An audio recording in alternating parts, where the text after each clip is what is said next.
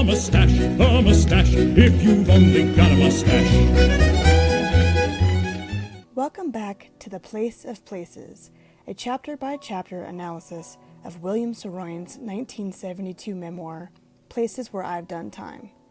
Today, we travel to 74 Rue Taitbout, Paris, 1969. One of the eccentricities, obviously, is the way I look. This is something that is, that's it. You're wearing a mustache. Well, yes.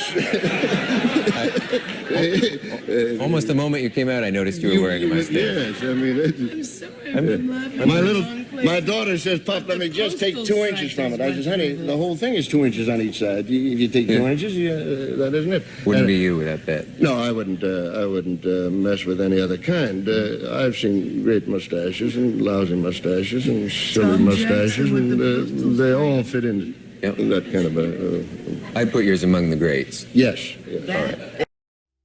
That iconic Saroyan mustache. The mustache that has been painted, photographed, written about, even recreated out of cat fur. It's very satisfying that not only did the man wear it proudly, but in this chapter he actually features it and addresses it head-on. This takes us up to the modern day as he wrote this book in Paris in 1969. He jumps us from early days in Fresno in the last chapter straight up to an older man shaving his face. And as usual, Saroyan is being very meta. He begins by telling us that after having his mustache grow freely for over a year without trimming it, he decided to take barber shears and reduce it to a brush. He gives himself a haircut, removing much of the mustache and a good bit of unruly head hair, and has a bath. The result was amazing. I was suddenly not so much somebody else as myself long ago, as in fact I had seen my face and head long ago, when I was 30, for instance. What's so great about this mustache, apart from how luxurious it is? Well, it's a nod to his culture, the mustaches of the men who came before him. He writes, "And suddenly there he was, the writer, far from Beetles, where his people had lived until the turn of the century, and all of the men had worn mustaches, precisely like the one he had just trimmed. There he was, himself again, as he had been 30 years ago, the well-known total stranger." This mustache talk isn't entirely new territory for Saroyan. He used the mustache to symbolize his community elsewhere in his writings. In Shout Armenia Wherever You Go, published in the Saturday Evening Post in 1964, he addresses how the mustache prevents the Armenians of Fresno from fully integrating into American society. In 1964, integration into mainstream Anglo culture was favored in America, and thousands of immigrants of all stripes opted to throw out their traditional clothing, speak English to their children, and try to make it to the middle class, or better, by entering the mainstream culture. Today, there's more pushback against this type of assimilation, and the descendants of immigrants are more and more embracing and celebrating their ancestry. Shout Armenia takes place after 1918, when Westerners were just beginning to understand that the genocide was taking place in Armenia. In this story, Armenian men gather at coffee shops in Fresno and discuss their people. "And what are Armenians here? Aren't they nothing or worse than nothing? We are not loved." "Why should we be loved?" "I am simply saying in another way that we are hated. They have only to look at us, and we know we are hated." "Who is it that is looking at us with this hatred you speak of?" "You know perfectly well it is the Americans who are looking at us with hatred." "I have never had the experience, but as you have, it is necessary to look at you in order to see if it is possible to discover why the Americans are looking at you with hatred." Whereupon the speaker would look carefully at the other and then say, "I don't blame them. Why don't you trim your mustache?" "Are you saying that you are an American to ask me to trim my mustache? Why don't you wear a mustache?" And somebody else would say, "Gentlemen, it is not a question of mustaches. If we are not accepted by the Americans with love, It is desirable for us to ask ourselves why. And the speaker answers that it's because the Armenian immigrants were from the lower classes, as most American immigrants historically have been, and that they shout too much. This is an important piece written by Saroyan, and one that perhaps doesn't get enough attention in today's political literature. Today, we see news stories about Native American residential schools in which young children were forced to assimilate into mainstream Anglo culture in places like Canada, Australia, and the US, and were kept from their native languages, religions, families, and cultures. These schools were run by Christian missionaries and sanctioned by the government. Today, that is a national outrage, but it wasn't much discussed 50 years ago. Saroyan was writing about assimilation as a force from within immigrant communities in order to offer their children more opportunities in a whitewashed America. But he rejected this notion, and Shout Armenia may as well be a thesis for his entire writing career. Writing from the perspective of his 12-year-old self, he concludes, "But I couldn't forget the old men, and I couldn't forget what they couldn't forget. Armenia, or in our own language, Hayastan, the land of the highs, a faraway highland place I had never seen. How could I forget a country like that just because I happened to have been born in a town like Fresno, in a place like California, in a nation like America? The old men were myself, whether I liked it or not, and whatever else Armenia might be, Armenia was also myself. At the age of 12, I wasn't ready even to try to forget myself. I was too busy trying to find out who I was, an Armenian, a Saroyan, a newsboy, a witness, and all the rest of it." It's a quote worth thinking deeply about, and it can be controversial depending on who you talk to. Are we all a monolith in America with the same values, be they constitutional, Judeo-Christian, or economic? Some people want it to be that way. Others are fighting back more and more in the 21st century. As always, Saroyan is ahead of his time in this conversation, and used his literary microphone to ask us all what it means to be American, and what it means to use a hyphenate in America. Armenian American, African American, Italian American. Do we merge into one, or do we retain former cultures? So this is what the mustache means to him.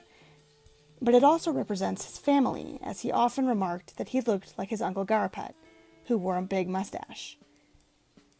In Rock Vagram from 1950, the character Grandma Lulu, a nod to Saroyan's Nonna Lucy, shouts to Rock, "For God's sake, grow a mustache and look like a man. Look like your father, the way you are meant to look. Look like my husband Manuk, the way all men were meant to look. Why do you go about with your mustache shaved?" Rock responds that it's against the custom. Lulu responds, "Ignore the custom. With your lip naked, you can never be the man you are. You are a false man with your lip naked. Why do you permit yourself to be a false man? Do not shave your upper lip. I do not shave mine. My own mustache is there for all to see, a better one than those of most men. It is proudly there. I am an old woman. I am old and have a mustache. I am a true woman." This is the other side of Saroyan, the comical side. And it seems entirely possible that he had this exact conversation with his grandma at one point. Perhaps judging from his other stories about her. His mustache was also kind of a big deal in the media. He had facial hair on and off, but when he became famous, he didn't have it. So it became noticeable in the mid-50s. As he aged, he let it grow and grow, so that eventually the press described it as his walrus mustache.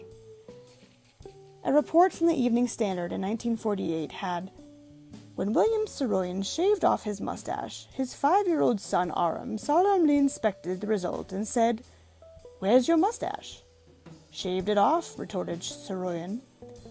Aram studied the effect again, and as he walked out, said, 'Shave it on again.'" In the classic Herb Caen San Francisco Who's Who column, he wrote, If you haven't seen William Saroyan lately, you might like to know that San Francisco's Pulitzer Prize-winning playwright and tireless novelist has grown the biggest, blackest mustache I've ever seen in all my bored days. Makes him look like a cross between Groucho Marx and an Italian fruit peddler.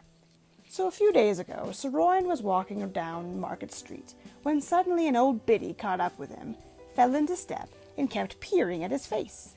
At last she burst out, "Bill Saroyan, you know, for a minute I didn't recognize you with that mustache."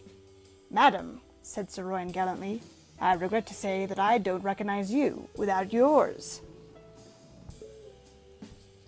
In his letters to his cousin Archie, they speak of mustaches on occasion.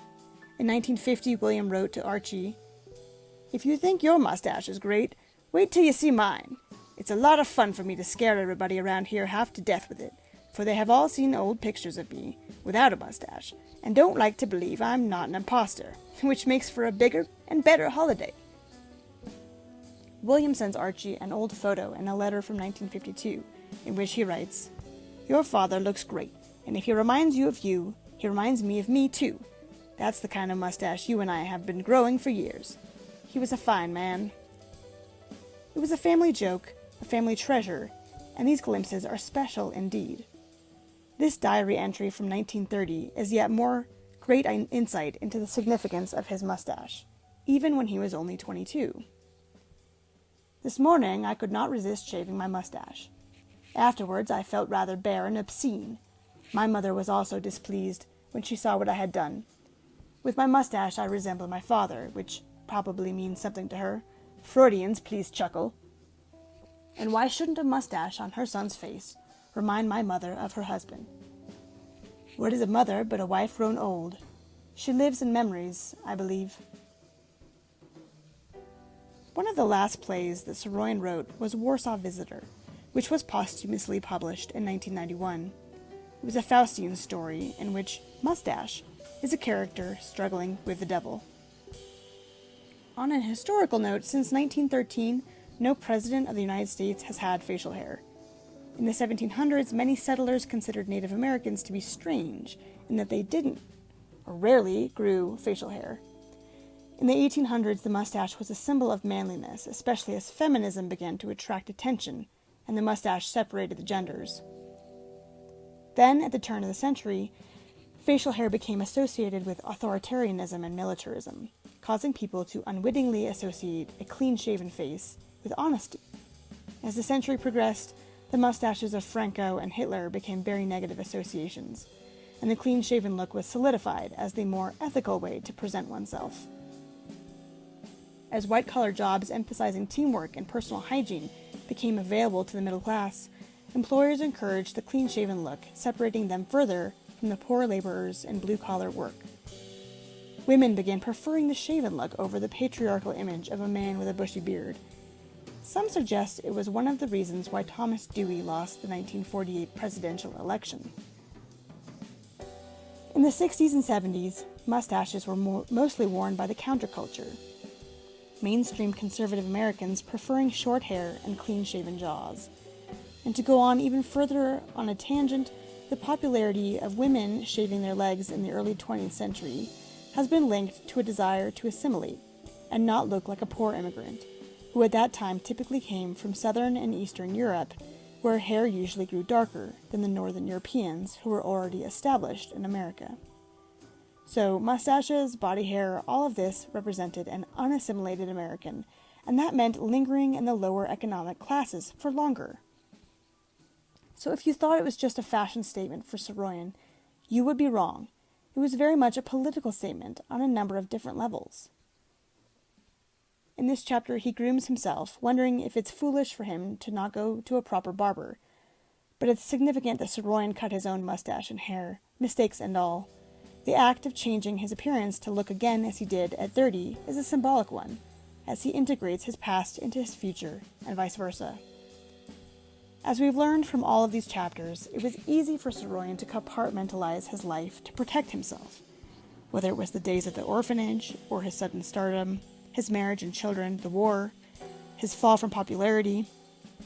In his 60s, he was attempting to integrate all these parts back into one man, hoping it wasn't too late.